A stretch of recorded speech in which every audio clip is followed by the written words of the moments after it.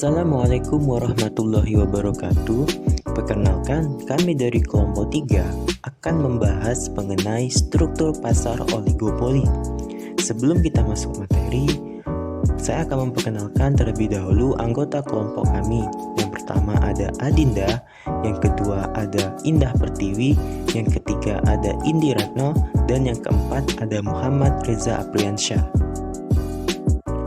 Sebelum kita membahas mengenai struktur pasar oligopoli, kita harus tahu terlebih dahulu apa sih struktur pasar itu. Struktur pasar. Struktur pasar dapat diartikan sebagai penggolongan produsen atau perusahaan kepada beberapa bentuk pasar berdasarkan pada ciri-ciri seperti jenis produk yang dihasilkan, banyaknya perusahaan dalam industri, mudah tidaknya keluar atau masuk ke dalam industri, dan peranan iklan dalam kegiatan industri. Dapat dikatakan pula bahwa struktur pasar adalah serangkaian kondisi dan karakteristik yang menjelaskan dan mendefinisikan tipe-tipe pasar. Adapun unsur atau elemen struktur pasar meliputi konsentrasi atau pangsa pasar, diferensiasi produk, hambatan masuk ke dalam pasar, struktur biaya, dan tingkat pengaturan pemerintah. Struktur pasar persaingan sempurna dan monopoli memiliki peranan yang sangat penting, karena masing-masing pasar tersebut menempati posisi ekstrim. Pangsa pasar adalah perbandingan antara hasil penjualan suatu perusahaan dengan total penjualan industri. Setiap perusahaan memiliki pangsa pasarnya sendiri, dan besarnya berkisar antara 0 hingga 100% dari total penjualan seluruh pasar. Pangsa pasar dapat dihitung dengan beberapa cara, yaitu berdasarkan nilai penjualan, unit produksi, dan kapasitas produksi. Konsentrasi adalah suatu variabel yang dapat diukur, dan pada umumnya pengukuran ini lebih banyak dilakukan untuk derajat struktur oligopoli. Perangkat yang paling banyak digunakan dalam menentukan konsentrasi penjual adalah rasio konsentrasi. Untuk menghitung rasio konsentrasi, perusahaan digolongkan dalam urutan ukuran pangsa pasar, dimulai dari perusahaan yang terbesar sampai perusahaan yang terkecil. Hambatan masuk pasar, yaitu menurut Asian Development Bank 2001, dapat didefinisikan sebagai setiap bentuk karakteristik pasar yang menghambat pendatang baru untuk bersaing atas dasar yang sama dengan perusahaan yang sudah ada. Menurut Bain 1956, penentu utama kondisi entry adalah skala ekonomi yang besar, diferensiasi produk, dan keuntungan biaya absolut antara perusahaan yang ada dengan yang baru. Kondisi entry sangat menentukan degree of competition, baik yang aktual maupun yang potensial, sehingga dapat diduga mempengaruhi kinerja dan struktur.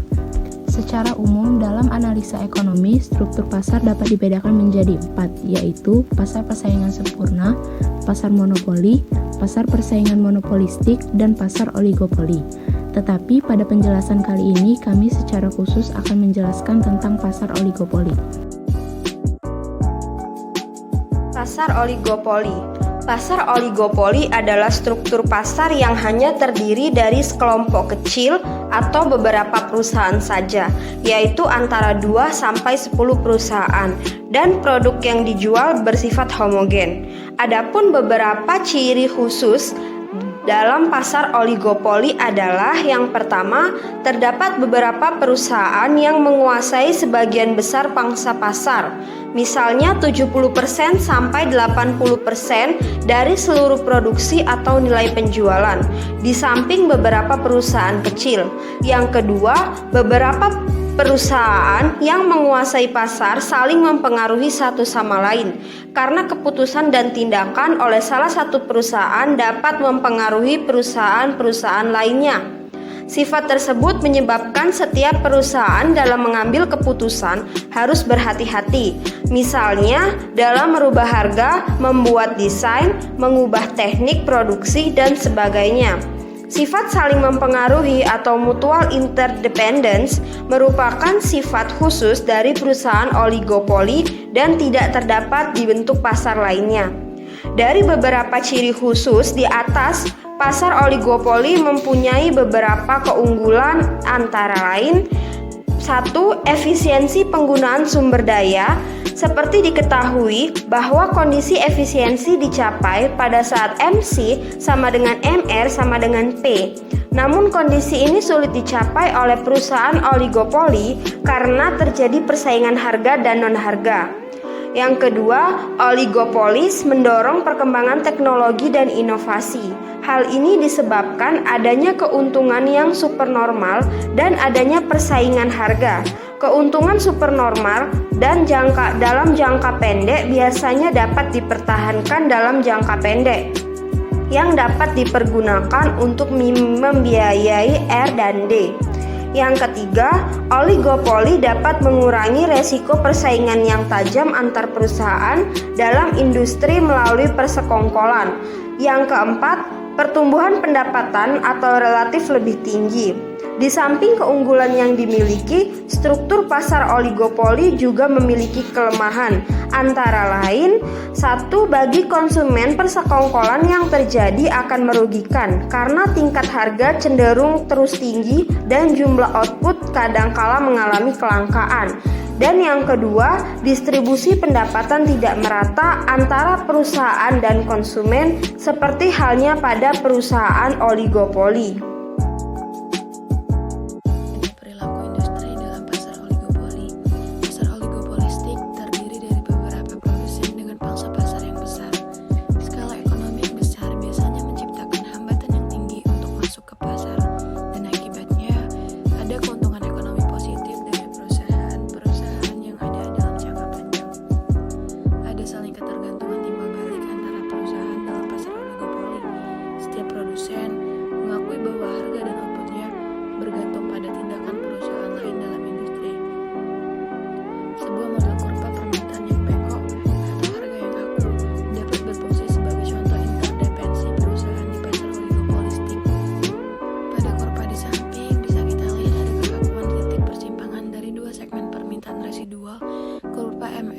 sesuai dengan permintaannya terputus pada tingkat output ini. Misalkan, kurva MC memotong segmen partikel diskontinuitas MR. Jika Q lebih kecil dari Q bintang, maka MR lebih besar daripada MC. Maka perusahaan akan mendapatkan keuntungan tambahan dengan meningkatkan output yang dijual. Jika Q lebih besar daripada Q bintang, maka MR lebih besar daripada MC. Maka perusahaan harus bersedia menanggung berkurangnya pendapatan jika perusahaan mengurangi output.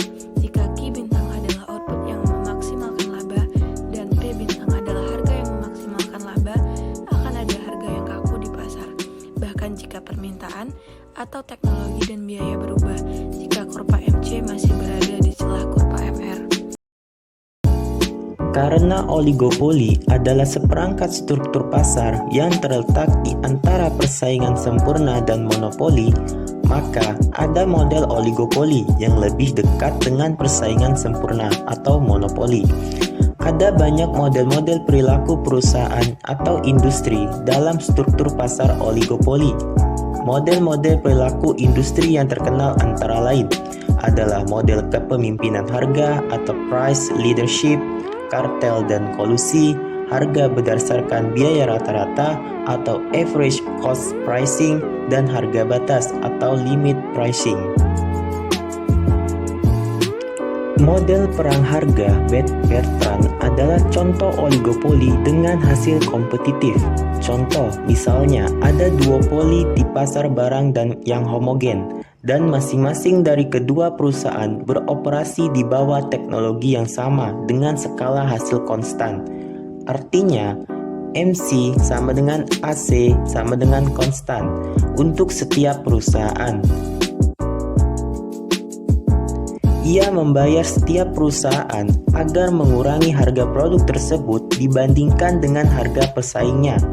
Karena dalam hal ini, perusahaan pertama mendapatkan seluruh pasar dan pesaingnya agar kehilangan seluruh pasar.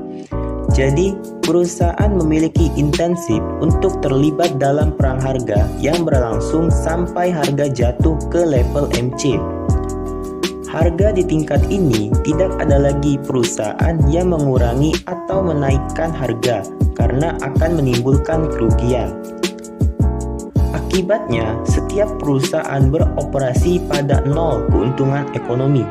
Harga pasar ditetapkan pada tingkat kompetitif, P sama dengan MC.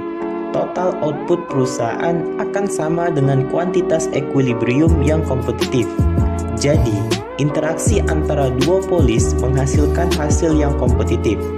Sedangkan kartel adalah model yang berlawanan dari oligopoli dengan hasil monopoli. Semua perusahaan di pasar memutuskan untuk berkolusi dan berperilaku seperti monopoli. Semua perusahaan bersama memilih output monopoli dan menetapkan harga monopoli. Contoh pasar oligopoli.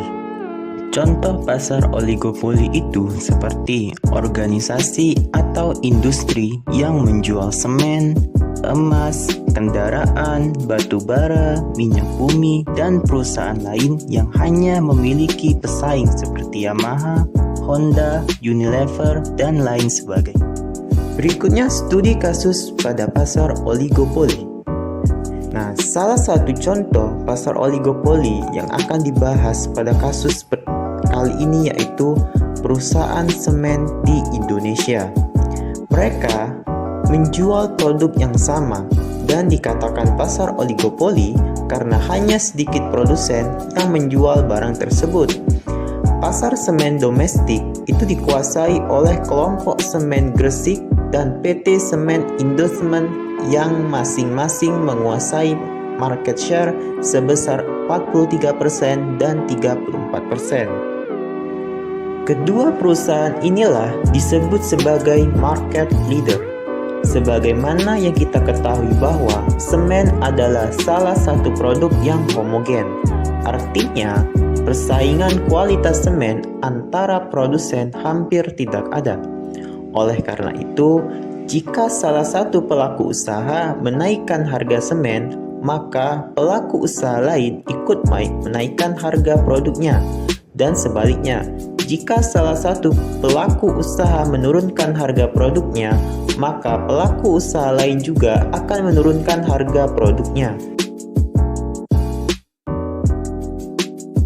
Saat ini, di Indonesia ada 7 pelaku usaha semen yang terdiri dari 4 perusahaan swasta dan 3 perusahaan milik negara.